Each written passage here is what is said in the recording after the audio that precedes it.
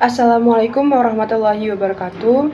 Pada kesempatan ini, kami dari kelompok 3 Bahasa Indonesia akan mempresentasikan hasil diskusi kelompok kami mengenai paragraf dan pola pengembangan paragraf. Pertama, dimulai dari paragraf. Apa itu pengertian dari paragraf? Menurut Kamus Besar Bahasa Indonesia, pengertian paragraf adalah bagian bab dalam suatu karangan yang biasanya mengandung satu ide pokok dan juga penulisannya dimulai dengan garis baru. Paragraf terdapat dalam pemakaian bahasa secara tertulis. Sebuah paragraf terdiri atas beberapa kalimat atau lebih dari satu kalimat.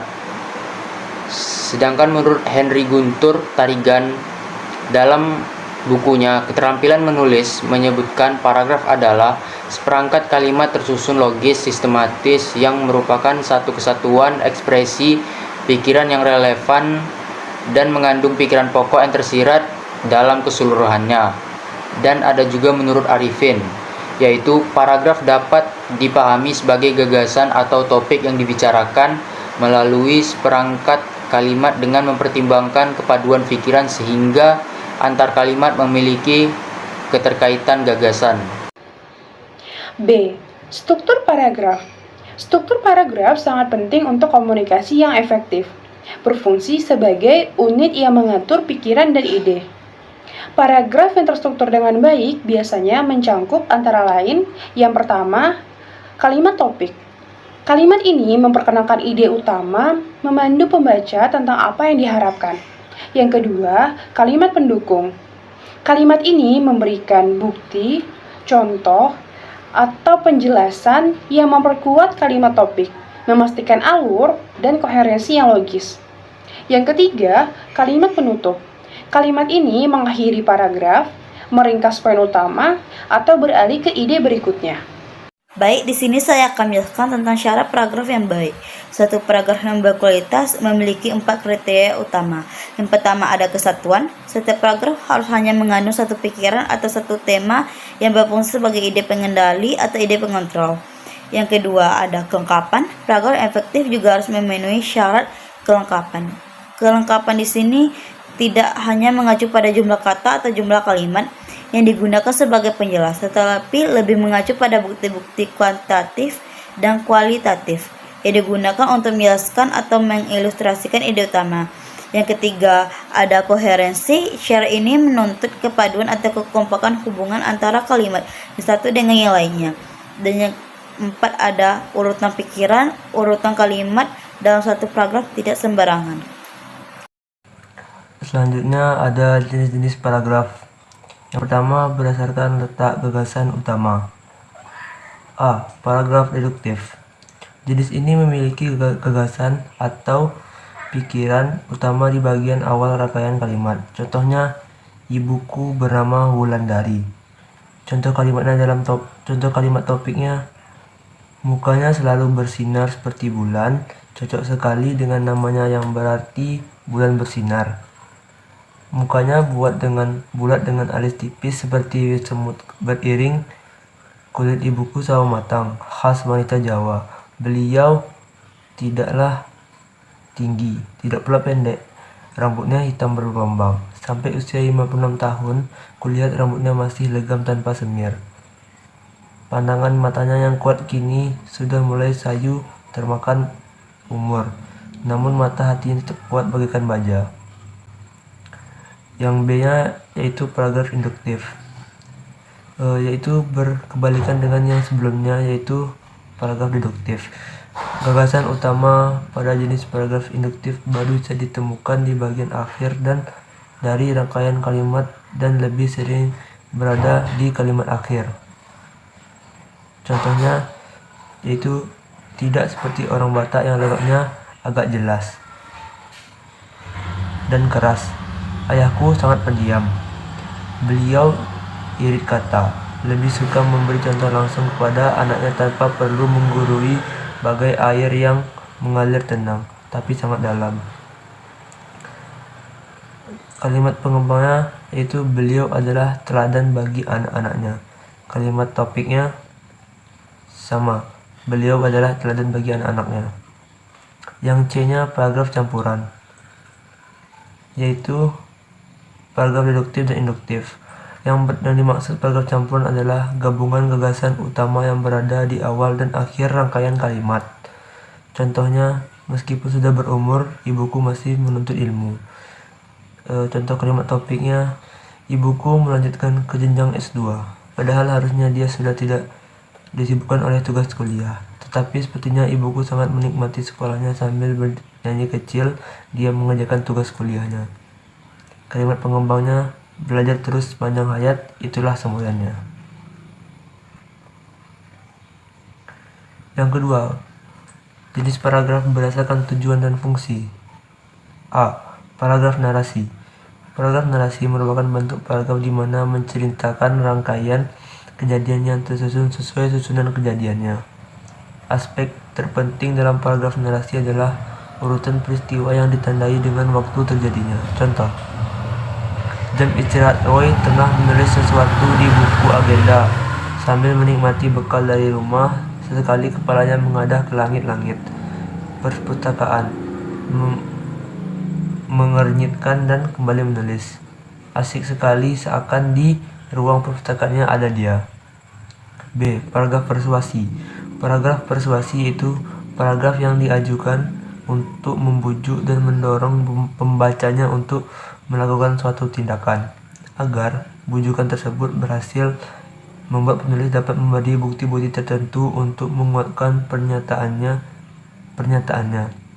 Keberhasilan paragraf persuasi tergantung pada besarnya kepercayaan yang dimiliki pembaca. Contoh, mari kita kembali jaga lingkungan kita dari berkembang biaknya nyamuk demam berdarah. Dengan selalu menjaga lingkungan tetap bersih dan melakukan 3P, yaitu pembuangan, pengurusan, dan penyemprotan, kita akan senantiasa terjaga dari penyakit tersebut. C. Paragraf eksposisi. Paragraf eksposisi merupakan suatu bentuk paragraf yang ditujukan sebagai bentuk penjelas mengenai suatu masalah kepada pembaca. Sebuah permasalahan dijelaskan secara rinci agar pembaca dapat memahaminya dengan baik. Paragraf eksposisi biasanya bersifat non-fiksi atau ilmiah. Contohnya, ciplukan adalah tumbuhan semak yang bisa tumbuh di tanah-tanah kosong dan tidak terlalu becek dan hanya bisa ditemukan saat musim penghujan. Tumbuhan ini biasanya mempunyai tinggi antara 30-50 cm. Batangnya berwarna hijau kekuningan, buahnya berbentuk bulat dan berwarna kuning. Selain mempunyai rasa yang manis, ternyata buah ciplukan menyimpan beberapa khasiat penting untuk menyembuhkan beberapa penyakit. D. Paragraf deskripsi. Paragraf deskripsi yaitu jenis paragraf yang menjelaskan mengenai sesuatu hal hingga pembacanya dapat membayangkan dan merasakannya. Tujuan dari paragraf deskripsi adalah untuk memberikan gambaran yang sesuai dengan pengalaman penulis, sehingga pembaca dapat merasakan pengalaman yang serupa dengan penulis. Contohnya, perempuan itu tinggi semampai. Jilbab warna ungu yang menutupi kepalanya membuat kulit wajahnya yang kuning tampak semakin cantik. Matanya bulat bersinar disertai bulu mata yang tebal. Hidungnya mancung sekelas mirip dengan para wanita Palestina. Paragraf argumentasi. Paragraf argumentasi merupakan jenis paragraf yang menyajikan alasan dan argumen yang kuat untuk mendukung atau menentang suatu pendapat atau gagasan. Untuk menguatkan argumen yang disampaikan, penulis bisa menyertakan alasan, bukti, atau data yang mendukung, seperti bukti fakta, hasil pengamatan, data statistik, dan hasil penelitian. Contohnya, saya setuju dengan ide memberikan donasi kepada masyarakat berdampak banjir di Kalimantan Selatan karena mereka memiliki kebutuhan bantuan tersebut. Berdasarkan data yang dilihat pada. Yang ketiga, ada jenis paragraf berdasarkan posisi dalam karangan. A. Paragraf pembuka. Paragraf pembuka adalah bagian awal yang berfungsi mengarahkan pembaca menuju pembahasan utama. Paragraf ini harus bisa menarik minat serta atensi pembaca dan mampu menghubungkan pemikiran mereka ke arah topik yang akan dibahas lebih lanjut. A. Paragraf contoh paragraf pembuka yaitu Besok internet mendatangi desa kita. Internet membuat kita menyaksikan dunia. Internet juga dapat menyampaikan surat ke sahabat kita di pulau seberang, bahkan hingga ke negara tetangga. B. Paragraf pengembang. Paragraf pengembang yaitu sebuah paragraf yang berada di tengah paragraf pembuka dan paragraf penutup pada sebuah bab ataupun subbab. Paragraf ini bertugas menguraikan topik utama yang sudah direncanakan. Contohnya, meskipun begitu, jangan lupa bahwa bersahabat dengan internet terdapat aturan yang sebaiknya kita patuhi. Jika tidak, mengetahui aturan bermainnya, berteman dengan internet dapat merugikan. Tentunya, kita pernah mendengar dari televisi ataupun koran terdapat penculikan anak. Kemudian orang tua diminta memberikan sejumlah tebusan berupa uang jika ingin anaknya dikembalikan. Ternyata setelah diselidiki, kasus penculikan tersebut bermula dari kegemaran anak terhadap internet yang chatting. Anak tersebut tanpa sadar memberikan identitas dan data-data pribadi memiliki kepada orang yang diajak chatting. Padahal orang tersebut merupakan penjahat yang sedang menyamar menjadi anak-anak.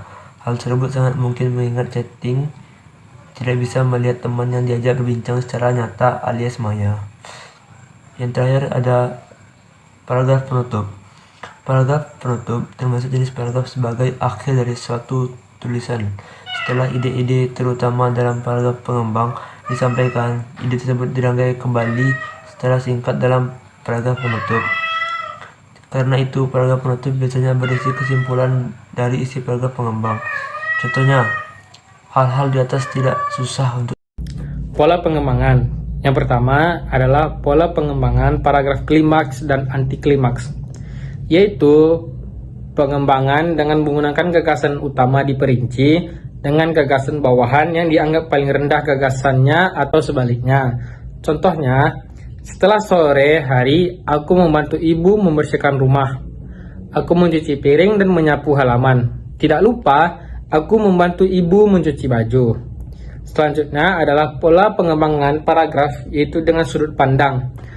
Ialah tempat dari mana seseorang pengarang melihat sesuatu. Sudut pandang tidak diartikan sebagai penglihatan atas sesuatu barang dari atas bawah, tetapi bagaimana kita melihat barang itu dengan mengambil sesuatu posisi tertentu. Contoh, saya belajar sendiri sampai pukul 20.30. Ya, maklumlah cuma sebentar, keburu main. Kira-kira pukul 20.35 saya pergi keluar untuk pergi ke wifi. Selanjutnya adalah pola pengembangan paragraf. Contoh adalah generalisasi secara konkret atau nyata sehingga dapat dipahami oleh pembaca, penggambaran terhadap gagasan atau pendapat umum. Contohnya adalah aku terus saja menghayal hingga lampu merah pun tiba. Aku segera bangun dari menyalahku, lalu mulai satu persatu aku datangi mobil-mobil kendaraan, sedikit terkumpul uang untuk makan saat itu. Selanjutnya adalah pola pengembangan sebab akibat.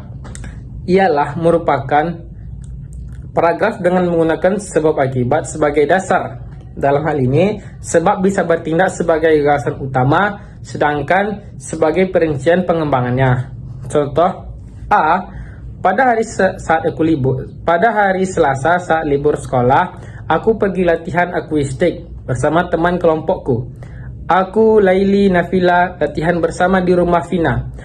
Pukul 16.00 aku datang ke rumah Vina. Aku datang terlambat. B. Karena mengantar adikku les terlebih dahulu. Selanjutnya adalah pola pengembangan paragraf definisi. Definisi dalam pembentukan sebuah paragraf adalah usaha pengarang untuk memberikan keterangan atau arti terhadap istilah dalam sebuah sesuatu dalam gagasan. Contoh, Jambero nanti kami memasak masakan kami sendiri. Kami juga akan beradaptasi dengan sekolah lain.